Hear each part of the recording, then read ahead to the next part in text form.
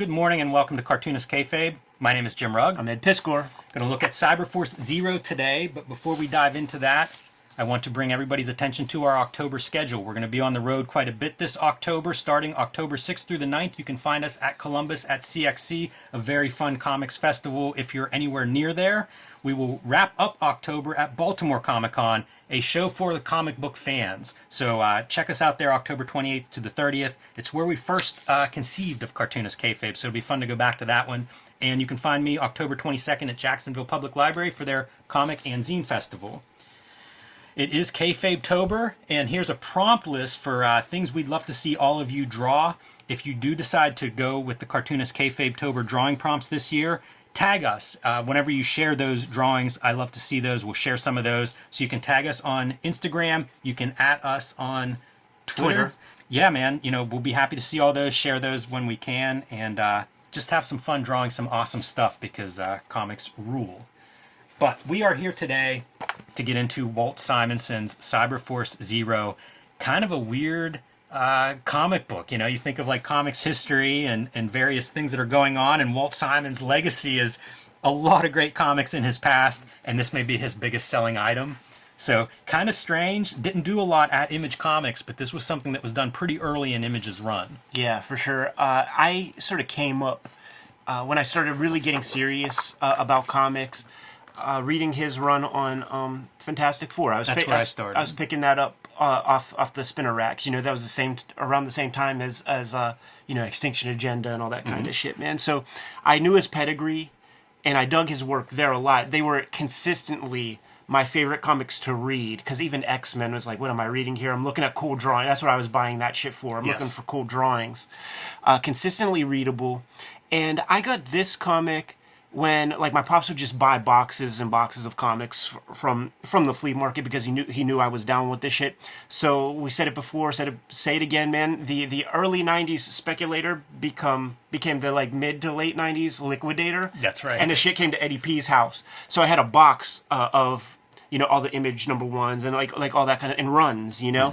And this was in there, and I was very excited to see it because we know what his classical approach to comics is. And to see, like, Ollie Optics, Joe Chiodo, computer coloring on top of a more classic style is something I was very curious to check out, because I thought of, like, the Lees and the McFarlanes and stuff as being, like, you know, cutting edge artwork or something, and the color really laid well with those dudes, but you just never had much opportunity to see a classic guy get colored under sort of the best conditions. Like, it is Joe Chiodo doing the guides or whatever, and, like, I like his stuff, but this is just very by the numbers in terms of color choice.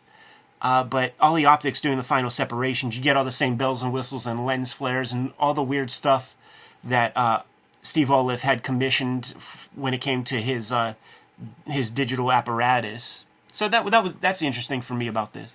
Yeah, and this is early days of that digital color where it's dark. This is what I think of when I think of Image computer color. You know, like all these kinds of, like, harsh transitions in terms of color, the radial blurs and stuff. Yeah, a note from Mark Silvestri in the beginning, and look at, like, I'm going to call it crappy design. Sure. For this inside cover, you know, where we have, like, lettering disappearing over top of artwork and stuff. But Silvestri has a little intro pretty much singing the praises of Simonson and talking about how there were 3 guys that blew him away: Kirby, John Buscema, and Simonson. Yeah. So I always loved that part because, you know, Image was such a dream as a kid. Yeah. Like, I'd read about this stuff, and it's like their own characters, and especially with Larson or somebody who has these characters from their childhood, it felt like this dream thing. And now you add in, like, oh, this artist that I loved coming up, he's going to draw my characters. Right. Pretty awesome. It's genius. And Silvestri is one of those guys, like, I'm very disappointed in his approach from like a creative aspect in a lot of ways with Cyberforce and stuff. And he's admitted that he went sort of full Jim Lee at that period and stuff. But we knew his X-Men.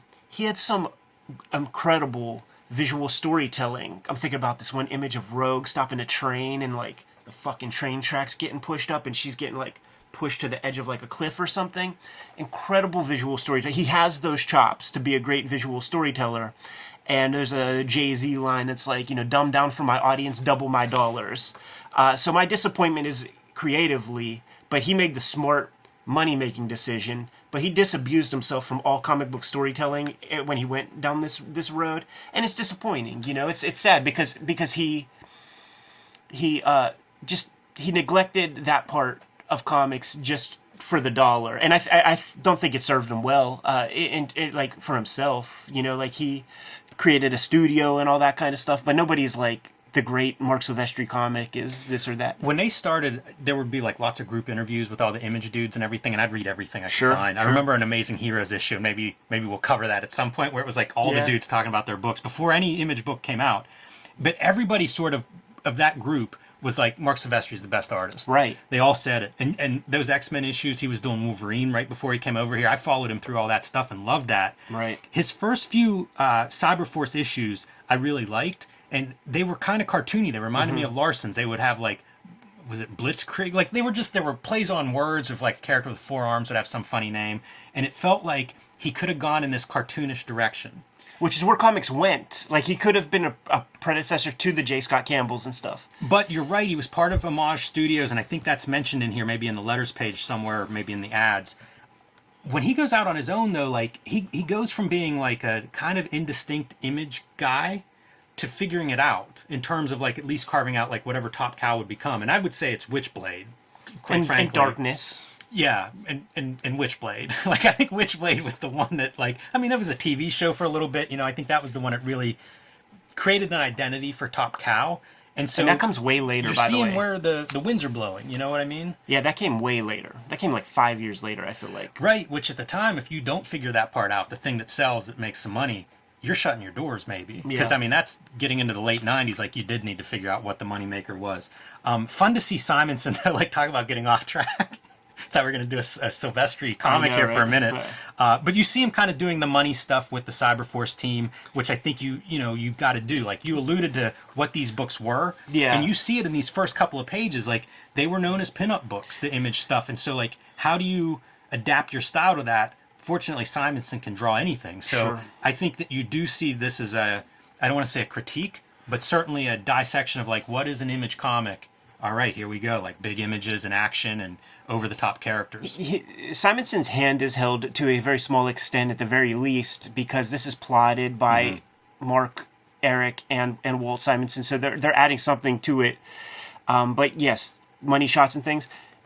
It would be stuff like this that I'd be paying attention to because these are very clear Simonson kind of ticks. You don't see these kind of marks in any other kind of Image type book. And it's very interesting. And I mean that in like that general, like we live in interesting times, interesting, not good, not bad. Because with these lens flares and shit, he's divorced from like the computer colorist is divorced from like the lines he's laying down. Like the light source is not the same. And there's a push-pull that's happening. Here's your dark, by the way. Yes. Yeah, his style, it is one of those styles that I don't know if the colorists really were incorporating his style into it, because you can see in a lot of the gradients where some of this early software, like you get a hard edge, even though like you're bleeding out, you're going from like the white into the dark. Banding. Banding. Well, his line art almost builds like, I feel like you could band within some of his line art treatment if you were really, maybe if it's a longer collaboration, and there's some back and forth and you see it in print. And I think you do get hints of it. Like there are certain places where it does feel like the coloring and the line art are playing together. Yeah, man, that's such a heck of a vehicle there. There's a lot going on there. But again, I feel like this I chalk up to, this is Image storytelling. You can see even the horizontal verticals of these things have been now rotated 15 degrees or so. Look at the curve to imply that speed. I love the curve. Just a genius comic maker. Like these are very clear Walt Simonson types of images. And a lot of big motion. Yeah, and it's working in... We don't say it enough because usually we say, speed in a vehicle, get the tires off the road. Curve your perspective is another way to really do it. And Gene Colan, a master of that. Even a guy, the doctor here questioning this guy or explaining what's going on, even he has that commanding presence. Like everybody's in a power pose. This is a very interesting time, too, where Moore's Law is such that computers are becoming more and more ubiquitous in everyday life and things. And with this new technology, there's there's a suspicion from people. So there's a lot of paranoia, and we share it to this day with AI and things like that. But Yeah, like absolutely. certainly at that time, post Cold War, like the new concern started to become cyber data and internet. And Literally the bad guys in this. yeah, sure. Yeah, totally. This is one where I think the colorist doesn't follow your line art, because if you look, there's like a double lighting kind of thing for the hand. Yeah, you could have but had it's the something. same color. Yeah, that That close could have are really pretty yellow. glowed Yep. out of his palm, but instead we have the same color all around. Yeah, totally. I always liked that character's design. Really cool. Killjoy maybe, or Buzzkill or something. Can't remember her name, but I always thought that was a cool looking design. Look at that lettering all over the place. Yeah, John Workman on lettering, so longtime Simonson collaborator. And again, I think that speaks to hey, we're doing an image book, John. The lettering's going to be big and all over. Yeah, but it does look like typing. It doesn't look hand done. I'm looking at the blams and stuff. You know what I was looking at? Those are two different E's. Yeah. Yeah, I would love to see an original page of this. I should have Googled that before we got in here. The story that's going on in terms of origin is that Cyberdata puts these chips into these guys' heads, including some of the Cyberforce team. Turns you to a puppet. Start out as the bad guys. And here's our evil scientist, of course, because the bald glasses can't see his eyeballs. It's Professor X. It's who's the guy in Weapon X? Yeah. Cornelius. Yeah. We got a shared universe here, people. Yeah, I'm confused by how much Warblade's in here. It's never really spoken of why Warblade is all through this. Yeah, so Maybe it comes up in the crossover, the Cyberforce Wildcats crossover, but he's in this like he's part of the team or something. Yeah, so I get the implication, and he's got the hands, right, with the fingers, so that's a cybernetic technology, so I guess that implies that maybe he's not like a Daemonite or whatever, the alien species, whatever the Wildcats are. He just kind of joined the ranks. Maybe he got saved. Yeah, could be. There's like a 5 or 6 issue Warblade series by Bisley. Is that so? Yeah. Oh, man, that's cool. So much of the stuff, you talk about the comics that you didn't know even exist. Sure. There's a ton of that. Timmy's looking a little older here. Chip, not Timmy. Yeah, which is so funny because it's like, in Transformer comics, you have Spike Witwicky, you have the little boy from Bucky O'Hare. Like, that little genius boy, that's an archetype. And more of this explanation of this chip that's causing them to operate. How about that for a point-blank shot in the face, execution style? Yeah. I don't know if that's real or if that's an implanted memory, but that's what we're revealing here is this doctor, the good doctor, removed the chip. Yeah, like one of the things throughout this issue is that the bad guys come, the good guys show up, the bad guys leave one bad guy who couldn't pull his weight, and then that's how they get the chip. And you find out that the bad guy who couldn't pull his weight, that got the chip taken out, ain't that bad of a fella once he's not being manipulated. Right. I bring that up because of the important close to this issue. Yes. The poignant ending. I can't wait to get there. Man, a lot of violence. That's another one of those staples. And if you isolate just that hand, you could tell me that's an Eric Larson drawing, and I'd be like, yeah, it is. Sure. Those knuckles. Wish we could have gotten a Simonson to come do a one-shot or a miniseries for a Dragon. How about that, huh? That would have been a good fit, I think. As creators, certainly Larson would talk a lot about Walt Simonson in those letters pages as a positive influence on his work. Another Wildstorm character. So again, at this time, Silvestri is working out of that studio, the Homage Studios. Braboof. Pause here for a second to pay some bills. So we are working Cartoonist here, Cartoonist Kayfabe, and the way we keep the lights on is you buy our comics. Right now, Hulk Grand Design is my latest comic, Monster Madness, 2 issues that you can get at your local comic shop. The collection is coming out in January, and you can pre-order that at your local comic shop or wherever you buy books. It's a big, oversized, fluorescent cover. You will not be able to miss it in January, and you'll want it in your pull list then. Pre-order it now to be safe. Street Angel, Deadly Squirrel Alive. This is my collection of all of my Image Street Angel comics. A homeless ninja on a skateboard. Who doesn't love that? Plus a few issues that were not published anywhere. So you get about 8 complete stories in that one. Pick that up now, back in print after a year out of print. Ed Piskor's Red Room Trigger Warnings. The collection of the 2nd season of Red Room is now in comic shops everywhere and wherever books are sold. You can pick up Antisocial Network as well, still in print. Both of these books are self-contained. Read whichever one comes to you first, and you will be on board for this Blood and Guts classic series. And now back to Cyberforce Zero. So we're continuing the mayhem. This comic is basically just loaded with action. It's one fight after another. As it should be. Yeah, and I think, again, this is a long-time comic creator coming on board and saying, what's an Image comic? Let me make one. Look at Stryker and the Hooskow. I always loved Stryker's design. That was one of those, like, when you'd see the sketches before the books ever came out, there was something about the asymmetry that I was just like, I don't know how, I can't draw 2 arms and 2 legs on a dude and make it look cool, and somehow you're drawing 3 on one side. Talk about trying to copy something and, like, really ruining my ability at human anatomy. Stryker is a curveball for sure. And you can see the first miniseries of Cyberforce is out, so of course you're plugging your trade paperback of this. Yeah, which is interesting because that was kind of atypical. Like, trade paperbacks were real novelty items. Yes. At that time. Even all of Sandman wasn't in trade paperbacks at that point. You know, like, the first Sandman trade paperback was not the first 8 issues. It wasn't Preludes and Nocturnes. It was Doll's House. I didn't realize that. Yeah. It kind of makes sense the way those books are laid out, but as you say, you know, it's a new world, right? Early 90s, and sales are also in places they've never been, so figure out however you can sell these books. Again, you're not going more than a page or 2 without action. A lot of Gil Kane, I feel, in this figure. Just seeing that for the first time. I wonder if Gil Kane was somebody that Simonson's looked at and internalized some. Yeah, it's a good question. You know, he talked about Topi a lot, and when you look at Topi's work, you see that in Simonson. But now that you mention it, a lot of the inking feels kind of similar to, like, Gil Kane inking Gil Kane. Yeah, Simonson's line work is something that always fascinated me. In his earliest work, it's a little bit different, but by the time you get to the 90s and his Fantastic Four and some of his Thor even, you see these kinds of, like one-of-a-kind inking marks. And that always stood out to me early on, like, what is this? You know, like, it's a far cry from, say, a Jim Lee Scott Williams cross-hatching, but I think it's a similar kind of idea, you know, especially in some of this, like, double lighting stuff. And by the way, signing this one, love whenever the artists sign the pages. Oh, amazing. I didn't even realize that. And I encourage everybody to check out our Walt Simonson shoot interview. Definitely. I actually wondered, you know how, like, on the sidebar on YouTube, you just see, like, oh, let me hear Uncle Walt again. And he's just so with it, so hip, so smart, so quick. And his commentary is real snappy. He's like the John Madden of Cartoonist Kayfabe. That's a good description. In his commentary and stuff.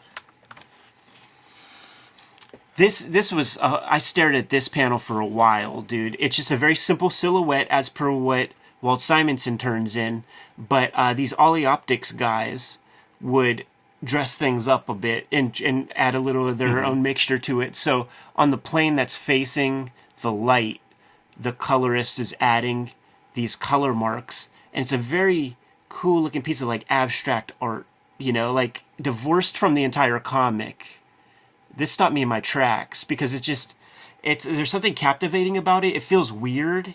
Yes. It has no place amongst everything else that you see on the page or in the comic. The only way that you could justify it, I think, is there's no flat anywhere except, like, maybe this black in the sky, but there's just no flat color anywhere. Yeah. You know, even, like, backgrounds that should be receding and stuff, you're still getting these gradients on everything. And so I wonder if that's the thing. Like, if this were flat, if it would just be flat in a way like construction paper laid on top or something. Yeah, where it just stands really out too much. But yeah, it would definitely look different. I was looking at this because it's the same thing where this is all open, but you can see, is it Ollie Optics? Is that who you said color? Yeah. They're It's Joe adding a lot of drawing in there. Yeah. And it's not just like the gradients inside of the explosions, but it's even like hard edges for your starburst.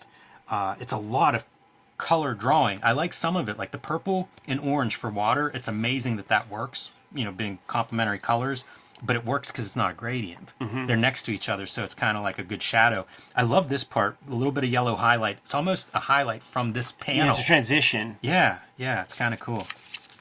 And Simonson, man, drawing wet hair on Stryker. That's something you're not going to see the Image guys doing, like their characters having wet hair or whatever because they go in the drink. And this is your guy that they rescued, that they got the chip out of his head. And you know what? By the way, he's not planning to go on to a superhero career. Like, he's getting out. Yeah. Not cut out for this line of work. He's going to go live in the burbs. How heavy do you think Stryker would be if he was in the drink with all those arms and cybernetic technology? Yeah. Like, he might be an anchor? He's not coming up like this. His left arm may be the last thing waving up above the water, but this is an anchor. Yeah, so give him the scoop on our guy's plans. Yeah, man, he's going to the burbs, and it makes Stryker think about that. You know, not sure that that's his future, but sounds pretty good. By the way, I'd read a book of Stryker in the suburbs. Right, yeah, like are you going to wear just a bathrobe over top of a couple of those arms? Wearing the muscle shirt when he's out mowing the yard. There's going to be some questions from the neighbors. He's mowing, weed whacking, and mopping. All at the same time. But as he's walking out of the hospital, man, wishing this guy, you know, glad to hear that he's turned the corner and he's going to be on his way. The Evil next cyber data. The next panel, God damn it. And it reminded me, like, I encourage everybody, if you have the opportunity to do such a thing, you know, like we sit around drawing comics all day, so maybe you're in a position where you could allow movie watching to happen while you're maybe inking or doing some more mindless thing. You watch the Death Wish flicks in a row, and it's like, if Paul Kersey fucks you, you're dead. You're doomed. Like once Charles Bronson decides that you're a love interest. Oh boy. Something real bad is happening to you, and then you compound that over various movies. It might be movie 3, where there's like a bleeding heart caseworker lady who's like, "Fuck you, Paul Kersey," and he charms her after a while, and then who could resist Charles Bronson's charm? He fucks her and leaves the crib like this. And she's like in a car, and people they like, I don't remember, they knock her out and like take the brake off, and she just goes backwards, and he's like, "Oh, it's that girl I just fucked." And as the car's going backwards, and she's in the car, and just explodes. You know, hits into like a gas truck or something. Like, it just fucking explodes 2 seconds after he banged her, and he's just like, "God damn it!" Like, just again, I'm gonna get these fuckers. Wish 4. But it's placid like this, where it's just like, it's showtime, you motherfuckers, killing all my girls. I love the moment though that he's like walking just through the parking garage. Oh yeah. In full forearm regalia. Yeah, but these are just like, these ain't the Jim Lee, Scott Williams, Mark Silvestri cars. This is like the Brett Booth, like that's their wing of the Wildstorm parking lot. You know, that's K cars. Times are good. That's Saabs and shit like that, man. It's not like the Benzos and shit that those dudes are riding. The Vipers. And there's your helicopter from earlier that you were so impressed by. Looks good in perspective. Imagine drawing that. A helicopter's zooming by fast in perspective away from you. Ain't afraid to have those speed lines. Those are Simonsonian speed lines. Yeah, those always look great. And Stryker's had enough.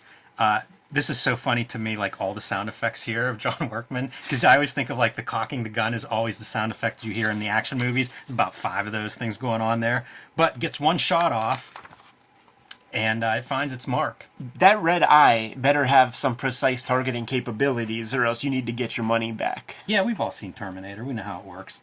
You should have a gun in each hand, right? Sure. You could be shooting 3 at once. And this is where like he's the like, Predator sight. Yeah. With the triangle. And this is where he's like, you know what? I ain't going to the burbs neither. Fuck that shit. No. And he won't forget that guy. He reminded him how much there is left to do and how much he loves his work. This is a funny ad to me because I was looking at like top selling books from different years. Yeah. And Codename Strikeforce, top 5 book from the year it came out. I don't know if it's 94 or 93, but that's one of your top 5 books of the year. It's everything a boy could love. Like, what's fascinating to me recalling this time, it was that I didn't see that many Silvestri books like on the actual rack. You know, like Shadowhawk and the Silvestri books were not the easy ones to get for me. You know, like if they were super popular, they got scooped up quick on Wednesdays or something. Yeah, because I was like a weekend dude. Surprising that this sold as well as it did, because I agree with you. Like I said, I think in that first wave of Image guys, Silvestri, Valentino, and Eric Larson would have been like your lower half in terms of sales. Yeah. With Liefeld, Lee, and McFarlane as like the top dogs. So it's impressive to me that Silvestri's able to like turn that into being one of the top sell guys. Yeah. And not to do it overnight is even more impressive, because how many chances do you get at that first impression and to really win people over? That's true. And you can see that crossover I mentioned between the first ever Image Studios crossover. So you've got Silvestri and Jim Lee's team up. This image that Silvestri drew really informed, like at the time, I was drawing very wimpy forearms on my superheroes and stuff, And I looked at that, like I would copy this image. And these are Megaton Man forearms. But you just got to keep the thick wrist, and then it's just muscle guy. Yeah. You know? But, I mean, that is Megaton Man forearms. No doubt. I copied a lot of his art. Yeah, like early 90s. This exact thing. I think I might even had it framed and shit. That was a Mark. Did you see the $1? Ah, nice. That's an Ides under the basement kind of mark there, right? Yeah. And the only reason it's there is because on this back cover, there's no place to put Glossy. it. Though they would probably put it there, I would say no. It's always the same handwriting too. I think that's Jim. That's Jim's handwriting. The one of the things that's interesting to me is Simonson does this one issue. It sells well, and then goes on to do Bravura. Yeah. If I'm pronouncing that right, the creator-owned line that replaces Image at Malibu. Yeah. And it's almost like the 80s generation of hot artists that are part of that. You know, Chaikin does a book there. Starlin does a book there. Gil Kane, I think. Yeah. That was my first Gil Kane, was Edge, that he pencils and inks himself there. So it was kind of an interesting thing. And whenever Legend forms with Miller and Byrne and those guys, like they had talked to Simonson, and I think Simonson was already committed to the Bravura line, is why he wasn't part of Legend. But you see like all of these creator-owned things popping up. Yeah. And I don't know, you know, like it's funny because you see this and think like, why wasn't Simonson just Image? But it was like there were all these other things out there. And it would be incongruent, you know, like if he was Image, he would have been Mike Grell Shaman's Tears level, you know what I mean? Like he would be this other thing. He would be Wildstar, Al Gordon, Jerry Ordway, Wing of Image. And I'm not saying Bravura did any better for him or something like that. I bought most of those Bravura books. Like they did make sense in the sense of like, here's this group of artists, and I was like, okay, I know three or four of them, and I like them. It felt like each of those wings that you described, like the Image Cats, that's the 87 school, the 86 school of cartoonists. The Legend stuff made a lot of sense because those are apex levels of like Bronze Age. Frank Miller, John Byrne, a couple weird ones. Paul Chadwick is like that's a Mike Richardson push, yeah. And you know, Mignola, like sort of like pretty odd, like the artist, but Art Adams, and then Bravura is like these are the badass dudes that were there in the 70s. You know, like Legend was more like 80s cats, even though Byrne was involved. Like I think you guys understand what I'm saying. But Bravura was like these are dudes that were like real strong even in the 70s. It's interesting if you're into Simonson and you want to look at some of this stuff like the 90s stuff, is to go back and look at Star Slammers next to this. Yeah. Because I do think the storytelling is different between the two books. You know, like he's bringing this like image action dynamic to this, and it's just great to have it. Absolutely. I love seeing it. Totally, man. I'm good to go if you are. Yes. Kayfabers, like, follow, subscribe to the YouTube channel, hit the bell. We'll notify you when new vids are available. Jimmy, what's out there? Hulk Grand Design Monster Madness is in comic shops right now. Each 40-page issue tells the 60-year history of the Incredible Hulk. There is also an oversized Treasury edition coming in January that you can pre-order now from your local comic shop or wherever you buy books. Street Angel Deadly Scroll Live, also in comic shops, back in print from Image Comics. It collects all of my color Street Angel stories, plus a couple that were not published initially. And you can join me on patreon.com/JimRugg to see a lot more of my art and comics and support me there. Red Room Trigger Warnings is in stores now, collecting the 2022 season of Red Room Comics. Murder on the Dark Web for Fun and Profit is the name of the game in Red Room Comics, and every issue of the comic is self-contained, which makes every book reasonably self-contained. So if this is the new one that you see, scoop it up, give it a shot. You don't need a bunch of history to fully absorb these stories. If you dig it, grab the OG book. That will not hurt things, and that will help support me and the channel in a great way. At my Patreon right now, which is also in my link tree in the description below, I'm serializing new Red Room material, and I'm going to be serializing the newer projects that I'm going to be working on there. $3 gets you the archive, access to everything, which includes all of this stuff, plus the forthcoming work that has yet to see print. What else do we have out there, Jimmy? Subscribe to the Cartoonist Kayfabe e-newsletter at the links below this video. You can also find Cartoonist Kayfabe t-shirts and merchandise at the links below this video. Another great way to support the Cartoonist Kayfabe channel, given those marching orders will be on our way. Read more comics.